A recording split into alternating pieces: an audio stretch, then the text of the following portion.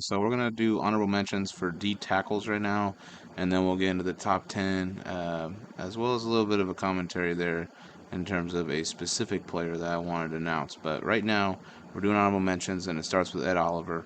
Last year he was number 10. This year he's an honorable mention. Dropped down because his numbers just dropped, and it could be a number of different reasons.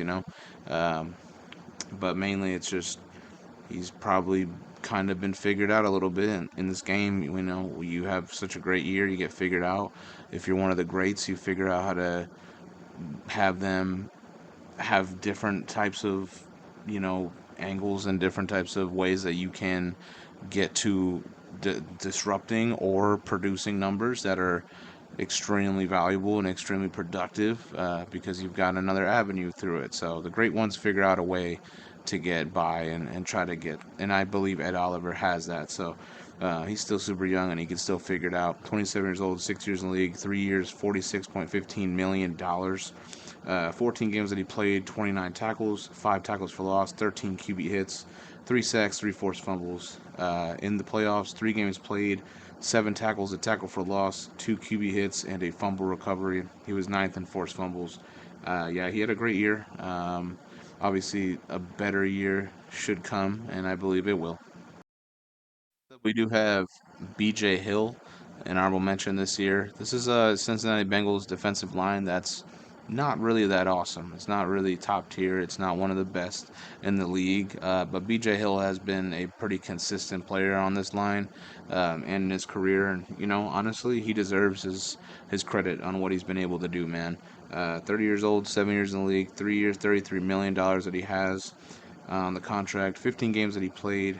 56 tackles, 7 tackles for loss, 9 QB hits, 3 sacks, and 4 pass deflections. Yeah, super reliable. Honestly, the most reliable defensive lineman on the team, and I do want to see more of BJ Hill. I think he's a really good, gives really good leadership. I think he's a great presence for him, and like I said, hopefully we can see him possibly in the playoffs. We'll see if the Bengals can get there. But BJ Hill has definitely been consistently good, and you need to put him up here. Next up, we got a Cowboy D tackle who's definitely come out of nowhere. Has definitely gotten better throughout his time, and this year I think he's really come into his own. First time being on a list, Osa Idigizua. I really believe that he's been phenomenal for him, and he's just been a super bright light for a team that's definitely trying to.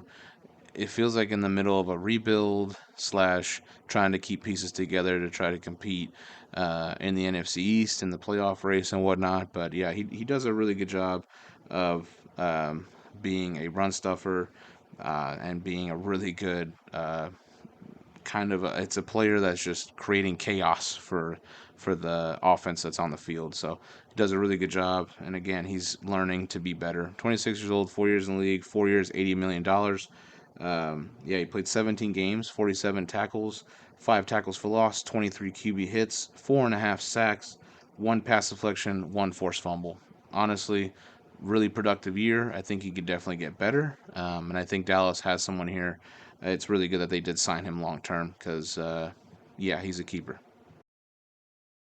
Next up, we got honorable mention Grover Stewart. Yeah, Grover has been a guy that's been on this list before. He's been an honorable mention. I believe, kind of his numbers kind of dipped down. And I can't say if it was for injury or if it was just a down year. But Grover Stewart has been a pretty good, consistent player. And obviously one of the two D tackles of the Indianapolis Colts that make up a pretty good duo. Grover Stewart's been extremely productive. 31 years old, 8 years in the league, 2 years, $24.5 million. 17 games played, 74 tackles, 10 tackles for loss, 6 QB hits, 3.5 sacks, 3 pass deflections, 1 forced fumble, 1 fumble recovery. He's been doing it on all facets of the game, and he's been, like I said, a very productive veteran and gives the Colts a pretty good edge, definitely at the D tackle position. So Grover Stewart deserves a lot of credit. I think a lot of people don't know about him, and he goes unnoticed. But yeah, he deserves his credit of being on this list. Back onto the list, honorable mention will be Vita Vea. from the Tampa Bay Bucks. This is a guy that, I mean, honestly, it was hard to not put him up there on the top 10. He's like right there on the edge, man, to me. He's just been extremely productive. He's extremely productive in Tampa, along with that really underrated defense that they got going on. Vita Vea. He is such a for such a big guy, man. He's so agile, so athletic. He just gets it done, man. At all facets of the game, man. So overall, I do enjoy Vita Vea. I do enjoy watching him play, man. He is tremendous. 30 years old, 7 years in the league, 2 years, $35.5 million. He played 16 games. He had 42 tackles, 10 tackles for loss, 13 QB hits, 7 sacks, and 1 pass deflection. He did play a game in the playoffs with a tackle and a QB hit. He was a Pro Bowler. Yeah, I mean, Vita Vea continues to be productive, to be a really key contributor to the defense, and I do hope he becomes a top 10 guy because, again, he's underrated, he's overlooked, and people definitely need to pay more attention on a guy like Vita Vea. Next up, we do have Javon Hargrave. Yeah, the former 49er has turned a Minnesota Viking now, which is a huge, huge signing, I think, for Minnesota. Obviously, they definitely probably wanted to figure out more of that defense. They wanted to get better. They wanted to figure out how can we be better in one of the hardest divisions in football in the NFC North. And I think they did that with signing at Javon Hargrave. Everywhere he goes, it just feels like he fits in. He fits in the scheme, and he does so well, man, on everything. Super agile, athletic, big guy, man, big guy. Definitely not easy to push around. So definitely enjoy watching him and his bull rush almost every Sunday. So yeah, the new Viking, 32 years old, 9 years in the league. He signed 2 years, 30 million to be in Minnesota. He only played 3 games this year.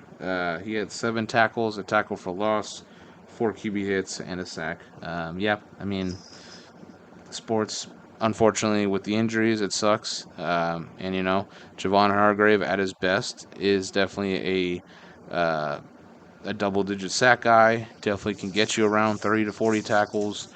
Definitely can get you a lot of tackles for loss. Definitely can be a disruptor in your defense. And I think Minnesota is going to get this guy at that peak, and I think he's going to go back and possibly be a top 10 member. The next one, this is hard because I watched the top 100, I believe, a few days ago, and this was a guy that was labeled as a D tackle, and there have been some sites that I've seen, and he's been labeled the D tackle, and then I see some of the numbers, and it says DN. So I'm probably going to be super confused, and I know this is going to be super confusing. I need to put him on a countdown somewhere. And I'm going to put him on the D tackle countdown, even though a lot of his highlights are going to be DNs. So overall, he's a D lineman. He's done a great job, right? Obviously, first time honorable mention. Definitely came into his own this year. I really enjoy what he's doing, and I enjoy the progression he's making in this Green Bay defense, especially if they want to compete in the NFC North. They're going to need guys that they've drafted step up. Bashan Gary has stepped up so much. 27 years old, 6 years in the league, 3 years, $59.25 million. 17 games played, 47 tackles, 9 tackles for loss, 15 QB hits, 7.5 sacks, 1 pass deflection, 1 forced fumble, 1 fumble recovery. He's a Pro Bowler. Yeah, he's going to continue to get better. I think he's going to get even better than this year. And Green Bay, watch out for them. They're going to be a pretty scary team, man. If they put everything together, this could be a scary team. Lastly, we are going to look at a retirement player. And no, this isn't what I had in mind in terms of the resume of a Tyron Smith, the resume of a Julio Jones, the resume of a Zach Martin, right? No, it's not. It's not even close to that. But Michael Pierce deserves his flowers. He played in the league, a huge contributor to Baltimore. He definitely played like a Vince Wilfork, man. He was a good run stopper. He was a productive player, and sadly, I think he could have played a lot more, honestly. But respect the decisions of the players, and I hope that he does enjoy a great retirement. He played 8 years. He played in Baltimore. He played in Minnesota. 99 games that he played. He had 238 career tackles. He had 19 tackles for loss, 25 QB hits, 9.5 sacks, in the playoffs, he played 6 games. He had 16 tackles there. He had 2 tackles for loss. He had 1 QB hit. He had 1.5 sacks. As well, in the regular season, he did have an interception. He did have 6 pass deflections, 3 forced fumbles, and 6 fumble recoveries. No Pro Bowl, no All Pros, nothing like that. And that's what I mean by on paper didn't seem that special. But when you got a Michael Pierce, you knew the D tackle position was going to be pretty good, man. He was going to stuff the run. He was definitely going to get away from blocks. He was going to do what he could do for the team and benefit for the team. And with that, I do want to say happy retirement to him, and I really wish him the best.